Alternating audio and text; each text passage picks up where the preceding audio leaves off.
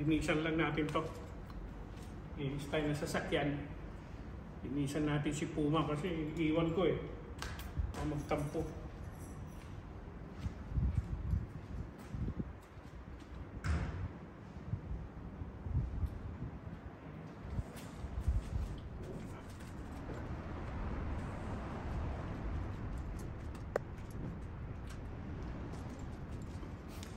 Ito ang ilagay nyo, auto clean.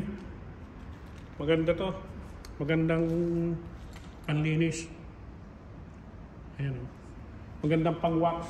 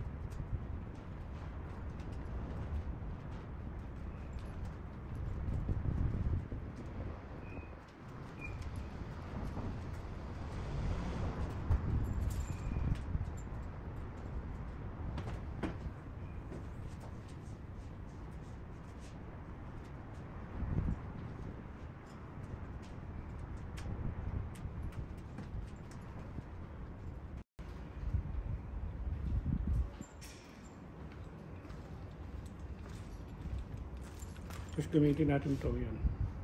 Glass cleaner.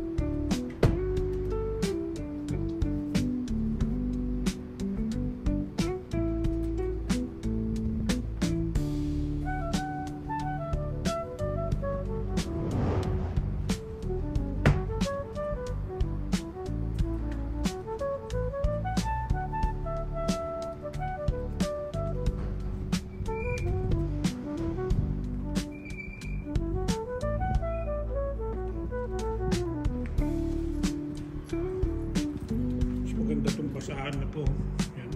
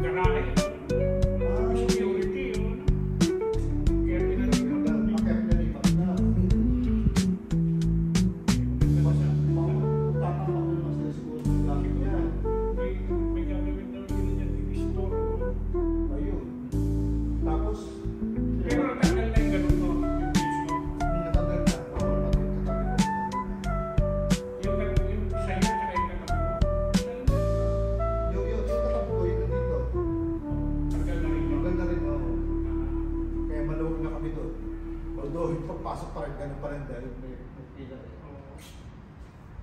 Eh, akala ko ba sabi nila, bawal dito mag-stop ng kung ano yung flammable. Eh, kasi tatambakan na ng ganun, diba? Kagaya ng tinambak nila ito. At saka, ano ba ito? Ano ba ito? Hindi. Saan mo yung weekend dyan? Talaga? Ang galang dyan, okay. Oo. Yan. Kaya tinanggal ko na. May sabi nila hanggang noon ko na. Ako pa na nag-iigis na ito. Ako sabi, linisan ko lang yan sa akin. Malinis ko yun. Pero kung pinag-iparan sa'yo, hindi ka nilinis. Hindi naman nilinis. Ako na naglinis yun. Tapos nung sabi sa akin, kasi yung gamit ko, may iwan ko doon pa. Hindi ko kagad palipat dahil busy ako, hindi ko masikaso. Tumawag sa akin, nag-iwan message, sabi, tanggalin ko ng gamit ko para rentahan na nila next week o ano. pag hindi ko daw tinanggal, i-clear out nila, ka-charge daw ako.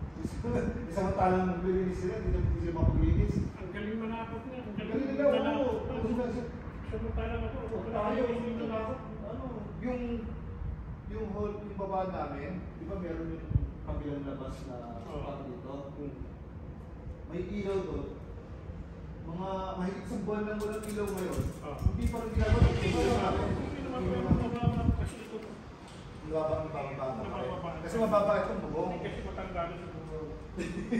Di ba, mababa kasi pwede yung bubong. Pero kung mataas ng konti yung bubong, pag upo mo, okay lang. Kasi hindi ka na yuyong masyado. Hindi ka mababa ang bubong eh.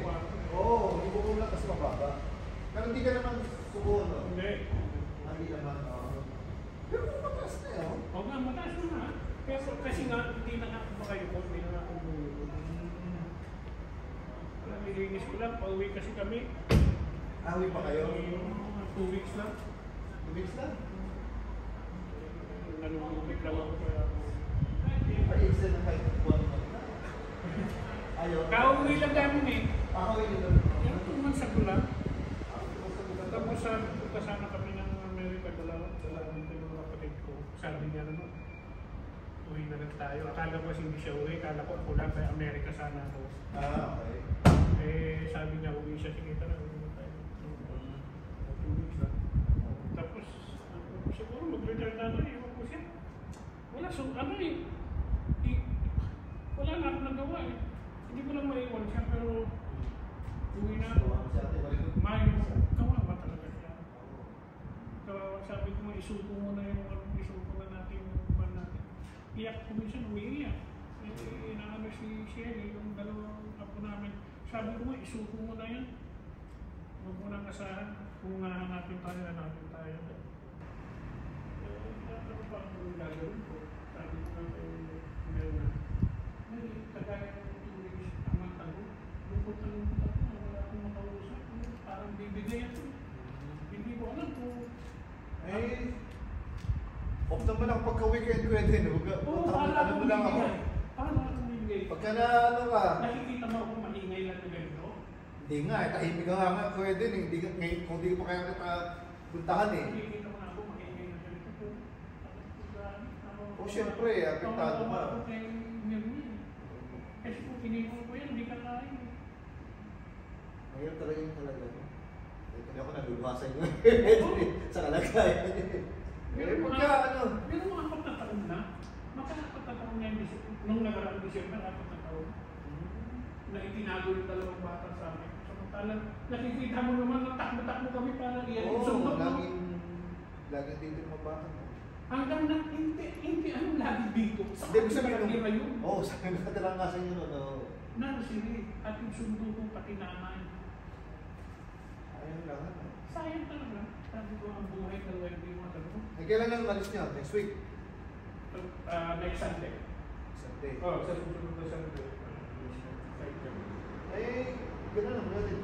Pagbalik mo ay pagka nalulungkot ka, weekend, off naman ako, Friday. Isama-sama niyo ako. Friday, Saturday, Sunday, off naman ako nun. Pagbalik ako, magbawas ako ng oras kahit na 2 days lang. Bantay mo tayo ng susunod. Mag-tulis na lang ako. Gano'n na lang gawin mo. Eh, talaga.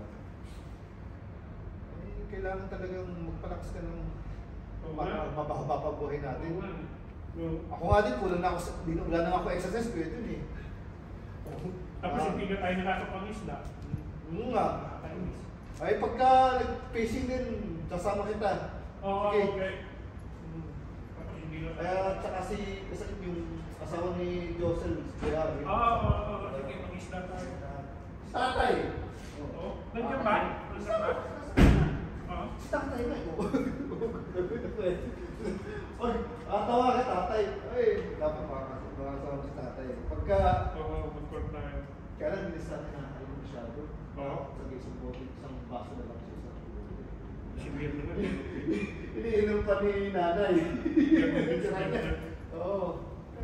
Eh, medyo mag-is na nga, dahil sa edad na nga, mag-boss-boss na nga tayo ng alcohol. Ganun na, sige, sibir na. mag-enjoy pa rin tayo, mag-ano pa rin, diba? Sana nga.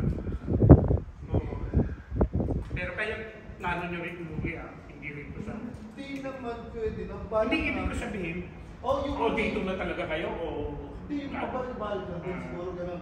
Pag natira na kami yung lalo na pag itong winter, maaari sa Pilipinas. Anak nyo, nandito rin naman eh. Oo, mukhang itong mga bata dito na talaga na kayo din eh.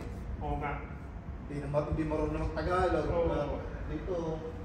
Dito na talaga eh. Dito yung boyfriend ni Mika, ganyan. Oo, sa amin talaga wala na eh.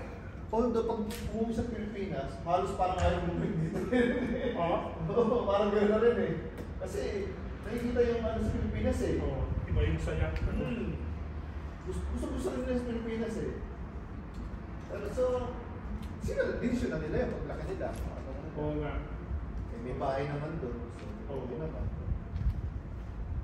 Kaya nga, si Mrs. Silvia na rin. Minsan, naisip niya, walang tao sa bahay. Gusto niya ibenta yung bahay. Sabi ko, wala eh. Ako rin yung plano ko. Walang tao sa bahay. Tapos, Kag-isip mo, benta na lang natin. paano ka na pag-uwi? Oo nga. Di ba? Oo nga. Wala rin nakatira sa inyo? Wala, kasi wala na nga yung magulang ko. Oo. Wala na lang akong kapatid na nandun. Nandito na rin yung isang kapatid. Tapos yung isa nasa Canada. Hindi pa kami nakapunta ng Canada. Pwede din. Oo, pa kami nakapasyal doon eh. Pero bago daw namin sa yelo daw sa Canada. Tapos nakakaawa pa yung kapatid ko kanina. Tagal namin ng chat yung nasa Amerika. Kausapin mo. Saan sila sa Amerika? Sa Richmond. Kausapin mo na. Kasi sa Pilipinas wala na akong kapatid na sa Amerika. Nasa Amerika talaga lahat. Kaya lang siyempre meron kaming dukit, meron kaming mga pamangkin ko lang. Kasi kasama niyo naman yung mga pamangkin, mga Tumingin. sabihin, malapit lang doon sa Hindi, sa probinsya, sa Wapag kasi naman. hindi rin. Nagpagawa ko ng bahay sa probinsya. May bahay ko kami sa probinsya. May bahay pa kayo sa Pangasinan? Oo, wala na nakatira.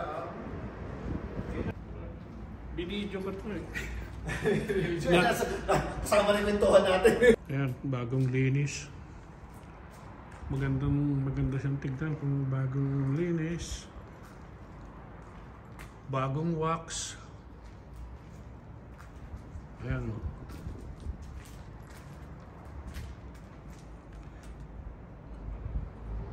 Bagong wax si Puma. Aalis kasi ako, iiwan ko kasi. Uwi kami ng Pilipinas.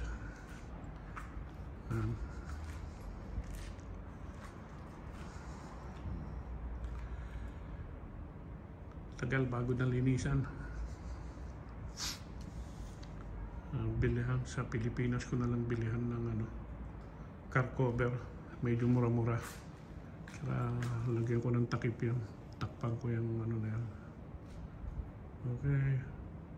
Malinis kahit pa paano luminis siya.